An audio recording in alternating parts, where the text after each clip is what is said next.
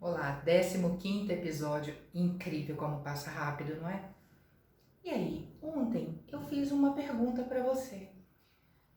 Você conseguiu responder todas elas? Anotou? O que aquilo te causou? Ansiedade? Por não saber responder?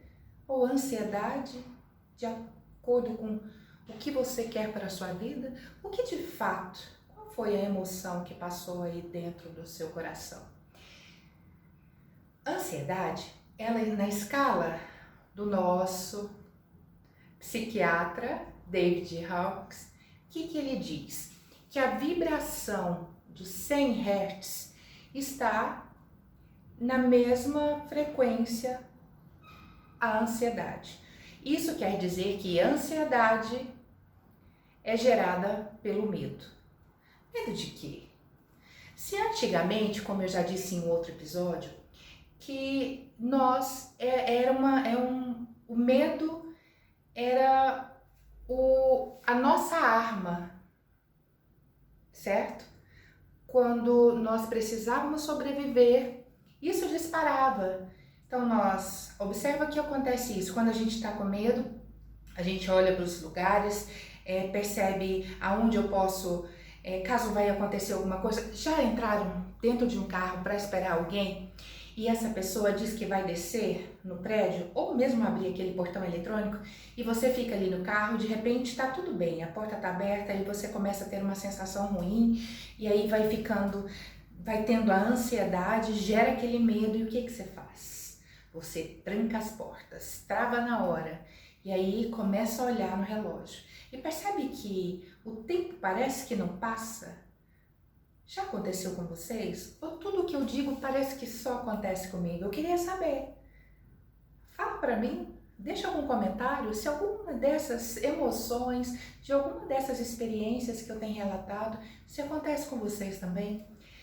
Bom, então nós já estamos sabendo que nós estamos vibrando lá embaixo, bem abaixo de 200 Hz, que é a da coragem, que nos impulsiona. Então nós estamos lá em 100.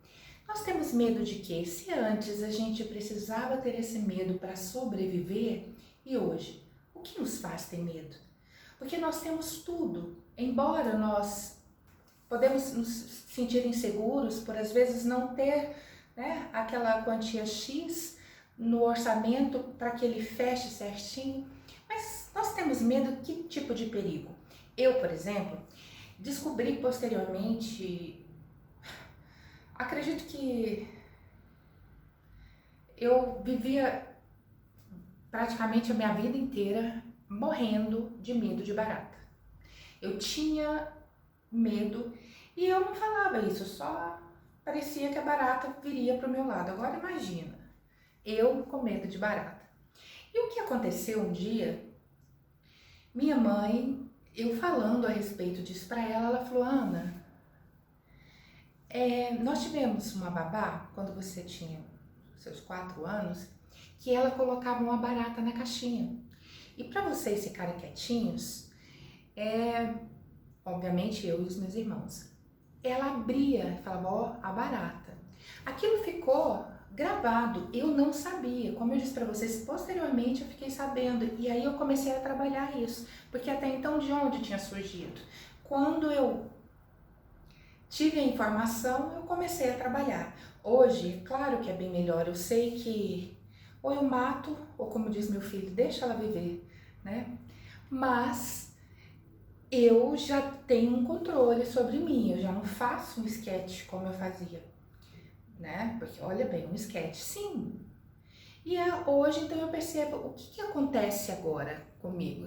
Eu já não eu não tenho aquele medo, então aquilo para mim vai se tornando indiferente. É claro que por uma questão de higiene nós não queremos barata, mas isso é um exemplo que eu estou querendo te dar. Bom, se descobrimos que é medo, insegurança, nós podemos ter trago isso da nossa criação, assim como aconteceu comigo, mas só que nós somos autores da nossa história, então nós podemos modificar esse quadro.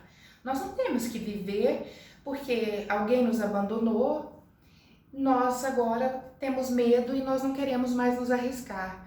E aí, aquela sensação, Só a sensação de ser abandonado novamente me causa ansiedade e às vezes uma fobia. Prefiro ficar isolada porque eu tenho medo de ser abandonada. Isso é muito importante a gente começar a identificar. Eu identifiquei sobre a barata, mas é claro que eu tenho vários comportamentos, eu tenho avaliado, como eu disse para vocês. Essa quarentena, ela está sendo legal para vocês, mas ela está sendo maravilhosa para mim. Muitas coisas, após falar para vocês, eu tenho, sabe, eu tenho conhecimento, porque, como eu disse, o que eu estou falando aqui é o que eu estou falando, eu não anotei nada. Então, vem, né, flui. Então, eu estou reavaliando também a minha vida e já tive alguns êxitos, vou contar para vocês, mas só amanhã. E aí, se a gente descobre que essa ansiedade, ela vem do medo, então agora eu tenho que começar a crescer, a olhar para isso. Quando eu perguntei para vocês qual é a sua realidade ontem, e também fiz um outro questionamento, eu disse o seguinte, o que você mais gosta em você? O que você gostaria de mudar? Aposto que muitas pessoas não conseguiram responder.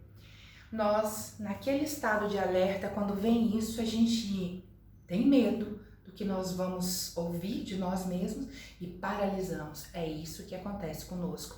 A ansiedade, ela é uma energia do medo que fica remoendo dentro de nós e nós sempre estamos numa expectativa de algo que tem para acontecer. Uma viagem, às vezes nós temos isso, uma questão saudável.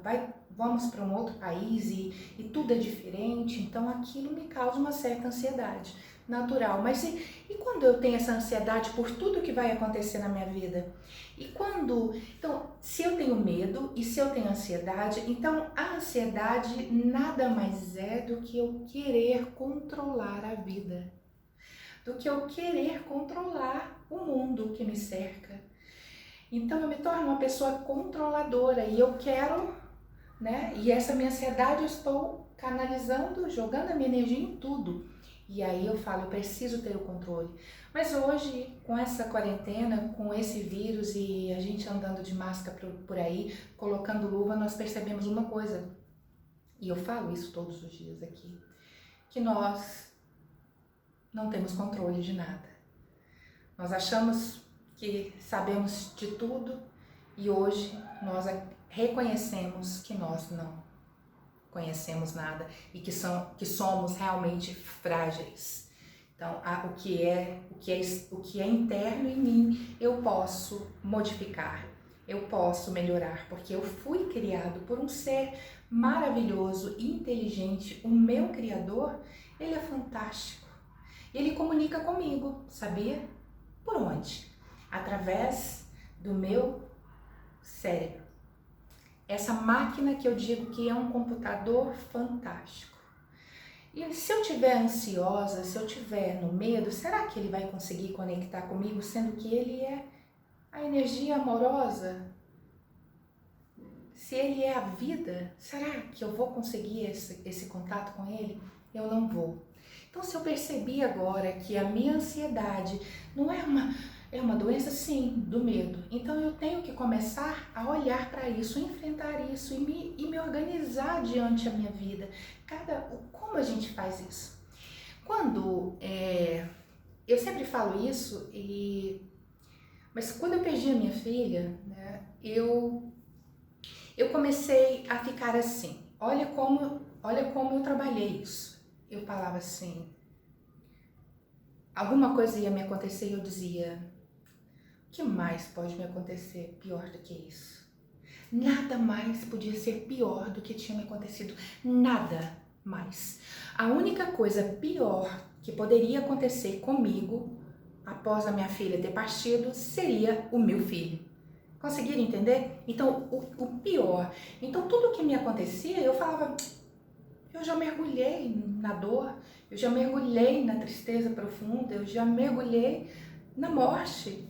Então, nada disso tem importância para mim. Então, o que eu fazia? Não, então eu posso resolver isso, eu posso viver assim, ou então eu posso ficar, às vezes, paralisada. Mas aqui trabalhava. E aí eu comecei a falar, não, eu não posso fazer isso comigo, eu tenho que agir, eu tenho que modificar isso. E o trabalho eu ainda faço todos os dias em relação ao meu filho. Claro, né, quando vem uma coisa pensando que ele pode falecer, eu falo isso para as mães no nosso grupo. Acredite, a probabilidade do seu filho, após você perder um outro, ele partir, é a mesma que qualquer mãe do mundo que nunca perdeu um filho. Não é porque nós perdemos um filho que o outro irá morrer. Acontece? Claro que acontece. Mas isso não quer dizer que é fato, que é real para todos. E aí eu fui aprendendo a viver com isso. E aí, é claro que eu comecei a olhar para a vida de uma outra forma, porque já que eu conhecia as trevas, já que eu conhecia aquela dor, eu tinha que buscar algo mais forte que me fizesse sair daquilo tudo. E eu comecei a olhar para Deus. Quem é que me criou e sabia de tudo na minha vida? E se eu estava viva, porque eu tinha capacidade de enfrentar isso. E uma coisa muito importante, eu falo muito que nós precisamos encontrar o nosso sentido da vida. Você sabe qual é o sentido da sua vida? E qual é o propósito da sua vida? Ontem eu fiz essa pergunta de uma outra forma e perguntei o que vocês fazem de melhor, que mais ninguém no mundo faz.